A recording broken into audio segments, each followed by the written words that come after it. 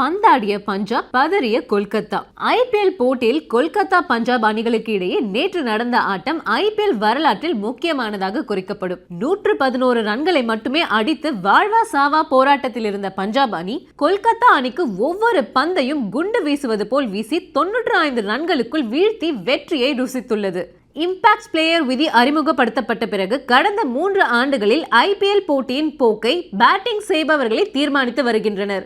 இந்த சூழ்நிலையில் தான் பஞ்சாப் கொல்கத்தா போட்டி ஒட்டுமொத்த ஐபிஎல் ரசிகர்களின் கவனத்தை ஈர்த்துள்ளது. முதலில் பேட்டிங் செய்த பஞ்சாப் 111 ரன்களில் சுருண்ட போது அட போங்கப்பா என்று கிரிக்கெட் ரசிகர்கள் டிவியை ஆஃப் செய்திருக்கலாம். ஆனால் அதன் பிறகு நடந்த மாயாஜாலம் 100 த்ரில்லர் படங்கள் பார்த்ததற்கு சமமானது. கொல்கத்தாவுக்கு 112 ரன்கள் தான் டார்கெட். கொல்கத்தா முதல் 8 ஓவர்கள் 62 ரன்களை எடுத்து 3 விக்கெட்டுகளை இழந்திருந்தது. அடுத்த 33 ரன்களுக்குள் கொல்கத்தாவின் அத்தனை விக்கெட்டுகளையும் பஞ்சாப் பவுலர்கள் பதம் பார்த்தனர். ஆட்டத்தின் போக்கை மாற்றியது யுஸ்வேந்திர சஹால் தான். அவர் வீசிய ஒவ்வொரு பந்தும் கொல்கத்தா பேட்டர்களுக்கு குண்டு வீச்சாய் இருந்தது. வந்தார்கள், நின்றார்கள், சென்றார்கள் என்பது போல அடுத்தடுத்த விக்கெட்டுகள் சீட்டுக்கட்டு போல் சரிந்ததற்கு சஹாலின் சாதுரிய பந்து வீச்சே காரணம். ஒரு வீடியோ கேம் விளையாடும் ருசிகரம் பஞ்சாப் வீரர்களின் ஆட்டத்தில் பார்க்க முடிந்தது. கேப்டன் ஸ்ரேயஸ் ஐயரின் வியூகம் அட்டகாசம். கடைசி நிமிடங்களில் கொல்கத்தாவின் கையில் 2 விக்கெட்டுகள் தான் இருக்கிறது. 34 ரன்கள் தேவை.